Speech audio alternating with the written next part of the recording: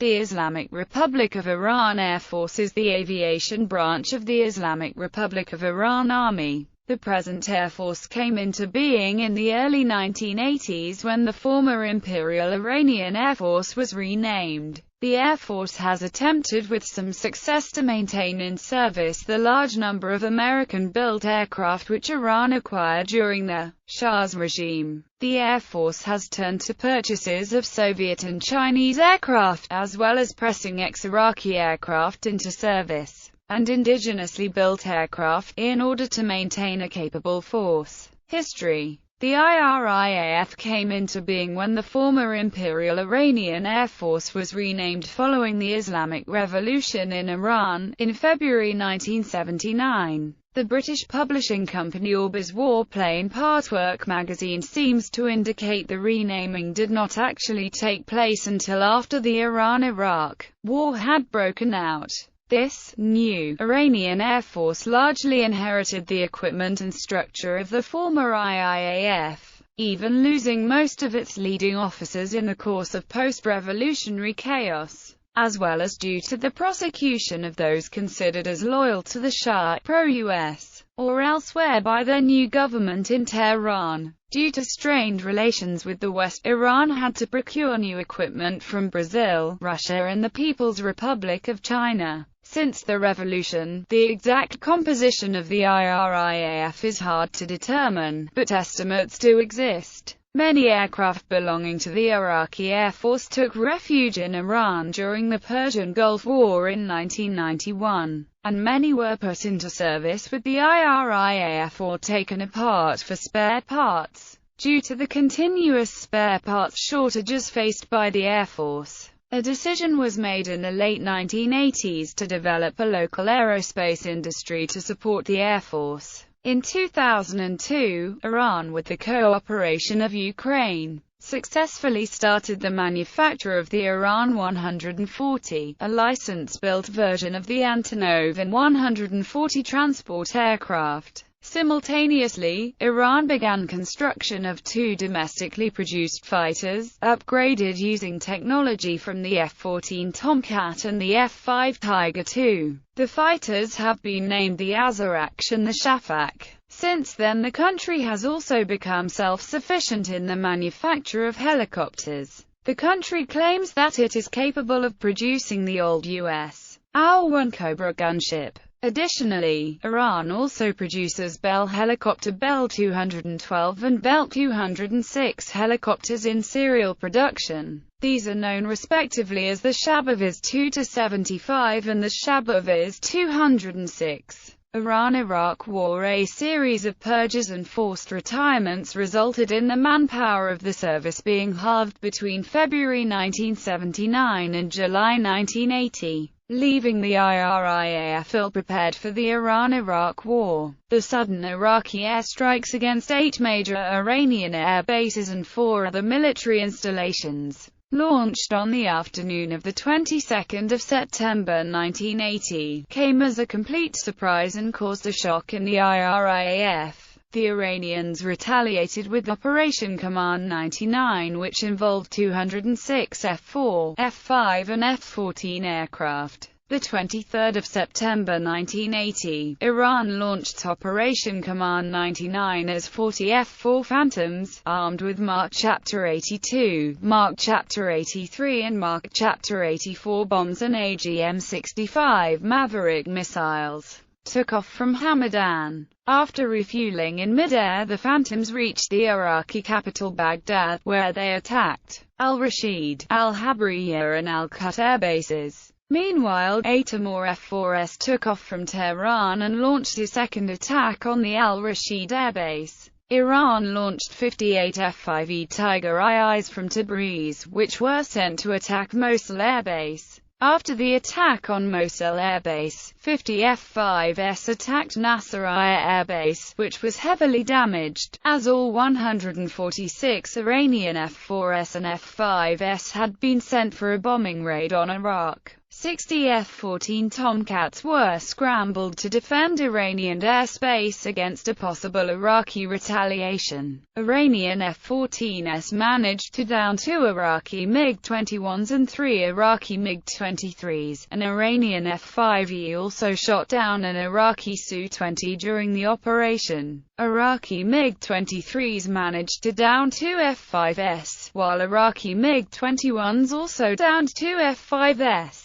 Iraqis also by mistake shot down one of their own Il-76MD strategic airlifters with a SAR-3 SAM. The Iraqis, however, were well prepared for the attack and had flown over most of their air force to other Arab countries, such as Saudi Arabia. This made sure that most of the Iraqi air force survived the operation. Saddam Hussein and the Iraqi military were dealt a heavy blow when Iranian Air Force vulnerabilities failed to materialize. All Iraqi air bases near Iran were out of order for weeks and, according to Iran, Iraq's aerial efficiency was reduced by 55%. This allowed Iranians to regroup and prepare for the upcoming Iraqi invasion. Although the readiness rates of the IRIAF significantly increased in the following months, its overall role and influence declined, as the clerical government prioritized resources for the Islamic Revolutionary Guards Corps militias and simultaneously attempted to develop a separate air arm for this service. After the successful liberation of most Iranian areas captured by the Iraqis in the first half of 1982,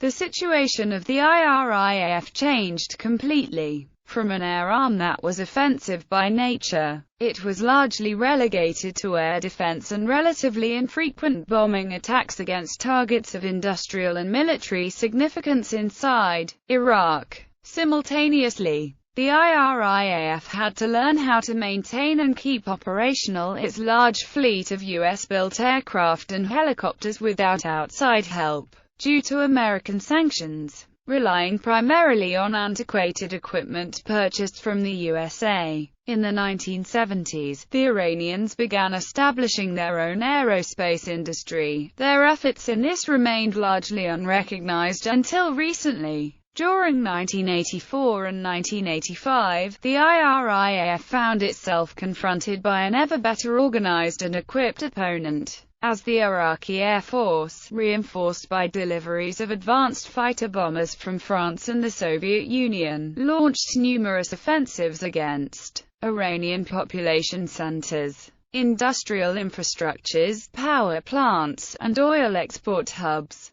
These became better known as the Tanker War and the War of the Cities. To defend against an increasing number of Iraqi airstrikes, the IRIAF leaned heavily on its large fleet of Grumman F-14 Tomcat air superiority fighters. Tomcats were mainly deployed in defense of the strategically important Kark Island and Tehran. Over 300 air-to-air engagements against IQAF fighters, fighter bombers, and bombers were fought in these areas alone between 1980 and 1988. Confronted with the fact that it could not obtain replacements for equipment lost in what became a war of attrition against Iraq, the IRIAF remained defense-orientated for the rest of the conflict, conserving its surviving assets as a force in being. From mid-1987, the IRIAF found itself confronted also with U.S. Navy fighters over the Persian Gulf. A number of confrontations that occurred between July 1987 and August 1988 stretched available IRIAF assets to the limit, exhausting its capability to defend Iranian airspace against Iraqi airstrikes. One of the most notable Iranian fighter pilot was Jalil Zandi. His fame came as a F-14 Tomcat pilot. He has been reliably credited with shooting down 11 Iraqi airplanes. Post-Iran-Iraq War. Immediately after the end of the Iran-Iraq War, The IRIAF was partially rebuilt through limited purchases of MiG-29 fighters and Su-24 bombers from the Soviet Union, as well as F-7M and F-T-7 fighters from China, while providing needed reinforcement to the Iranian Air Force. These types never replaced the older, US-built F-4 Phantoms, F-14S, or F-5S. Instead, the IRIAF continued its efforts to keep these types in service, and began a number of projects to refurbish and upgrade them. 1990s. During the 1991 Persian Gulf War, numerous Iraqi pilots flew Iraqi Air Force aircraft to Iran to avoid destruction by coalition forces. The Iranians impounded these aircraft and never returned them, putting them in service in the IRIAF and claiming them as reparations for the Iran-Iraq War. The aircraft included several Mirage F-1s, MiG-23s, MiG-29s, Su-20s, Su-22 Megaseconds, Su-24s, Su-25s and a number of Il-76s, including the secret one-off AEW/AWACS Il-76 Adnan 1 prototype. Even after the ceasefire with Iraq, the IRIAF carried out several air raids against Kurdish separatist bases in northern Iraq. The first of such raids was conducted using 8 F-4s armed with rockets and cluster bombs on 6 April 1992 against People's Mujahideen of Iran's Camp Ashraf. During this event, one F-4 was shot down by either insurgent or Iraqi military AAA, and both pilots were captured and not freed until 1998.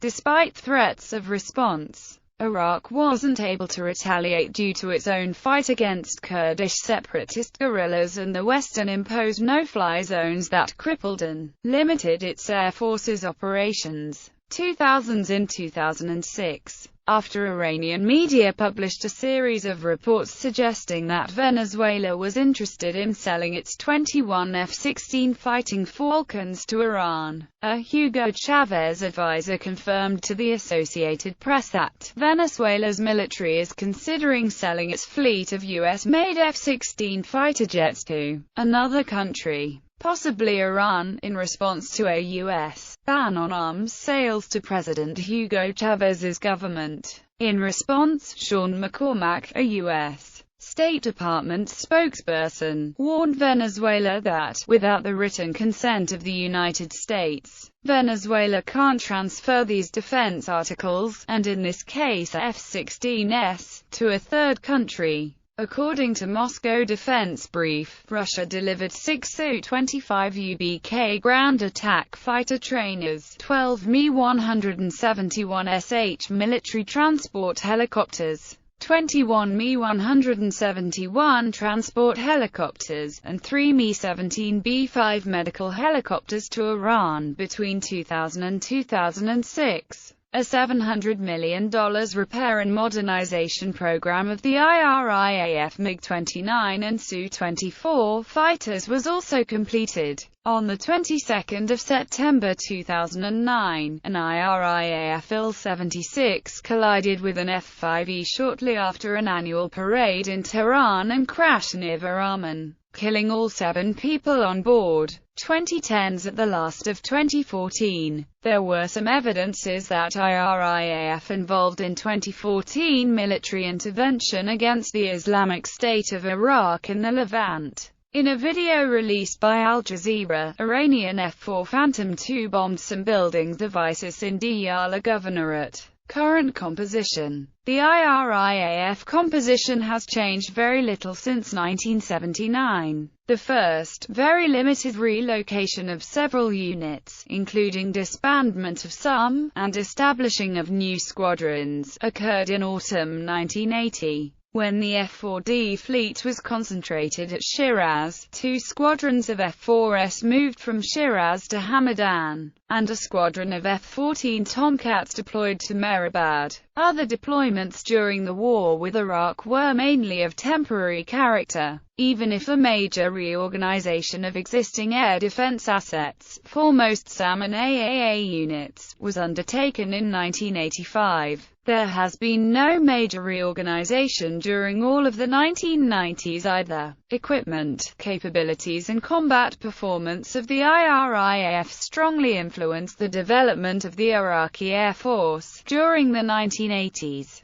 but also that of the United Arab Emirates Air Force in the 1990s and the most recent times. Jane's Sentinel Estimate of Units 1993 Source: Jane's Sentinel, Islamic Republic of Iran, 1993. 27 Not complete 71 ASW Squadron Shiraz. Alleged purchases. Su-30. The Jerusalem Post reported that Iran has signed an arms deal with the Russian Rosoboronexport Arms Group to buy 250 Su-30 MKM warplanes and 20 Il-78 MKI aerial tankers. It is reported that Israeli defense officials were investigating the potential Iran-Russia deal, in which Iran would pay $1 billion a dozen squadrons worth of the jets. Iran and Russia have both denied this and have rejected these claims as propaganda. In a recent broadcast, the Mehr news agency has reported that they saw a dozen Su-30s in a maneuver that took place on 15 and 16 September 2008. Further, the report reads, in this joint maneuver of the IRIAF and the AFAGIR, which is called the Guardians of the Nation's Skies, the air forces of Iran have tested domestically developed systems as well as newly purchased systems. The harsh warnings of Israel that it could attack Iran at any time and the Russo-American conflict over Georgia have led to reported weapons sales to Iran by Russia, but so far there have no details been revealed by either side. J10. The Russian news agency Novosti reported that business and financial markets said Iran has signed a deal with China to buy 2 squadrons, 24 of J-10 fighter planes with Russian-made AL-31FN engines.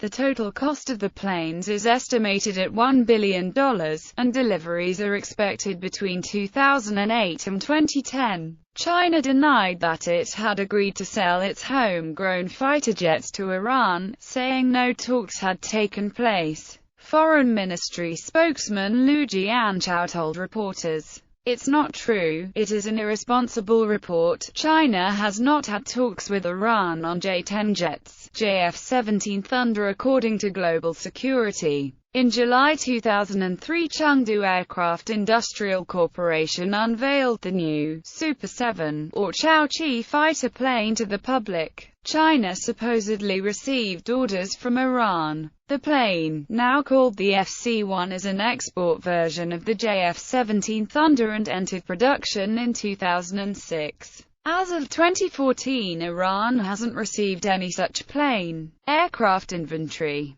Combat types: air superiority fighters, multi-role fighters, ground attack, future editions, reconnaissance, patrol, and U. Maritime patrol transport, AWACS, maritime patrol transport and utility, trainers, helicopters, facilities. In the last several years, several new airfields have been constructed in central and eastern Iran. Some of these facilities have since seen full-scale deployments of IRIAF units, and it now appears that at least 2 became permanent tactical fighter bases. These are the first such bases established since 1979. Except new airfields, with Chinese support, the IRIAF constructed also a number of new early warning radar sites around the country. Its ability to control the national airspace, however, remains limited, mainly due to the rugged terrain and lack of airborne early warning assets.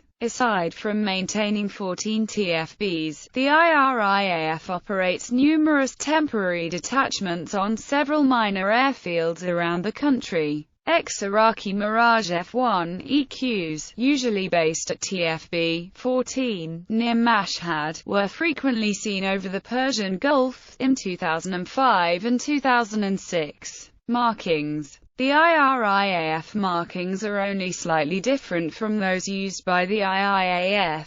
The main difference is addition of the word Allah in red on the white field of the fin flash, and the text Allahu Akbar in white on the bottom of the green and the top of the red field, though the application of such varies, with some aircraft still carrying the simplified tricolor on the tail. It is unknown if this is due to simply saving time and effort, or if these are leftovers from the 1970s. The roundel remains the same as used before. The word Allah is applied also on a number of F-5 Tiger IIs on the top of the fin and undersides of the port wing of IRIAF F-14 Tomcats. The roundel and fin flash are also displayed on the aircraft of the Islamic Republic of Iran Army and the Islamic Republic of Iran Navy. Missiles and rockets. On 8 March 2009, Iran declared that it has successfully armed some of its frontline fighter jets with domestically manufactured long-range air-to-surface missiles, which are capable of hitting targets within a range of more than 110 kilometers at sea. Spell out Peace Ruby and Peace Net. These three programs were instituted by the United States to improve, upgrade the air defense system of Iran, as well as air defense radars. The network was linked using microwave loss and troposcatter communications networks. Major operations. Iran-Iraq War Operation Command 99, Iran's biggest air raid during Iran-Iraq War with a strength of more than 140 aircraft. Operation Scorched Sword, an Iranian airstrike on an Iraqi nuclear reactor under construction. H-3 airstrike, IRIAF's boldest operation in Iraq. Operation Pearl, a successful joint operation by Iranian Air Force and Navy in Persian Gulf against the Iraqi Air Force and Navy. Operation Sultan 10, an operation to disturb delivery and training of new French fighter planes to Iraqi Air Force during the Iran-Iraq War.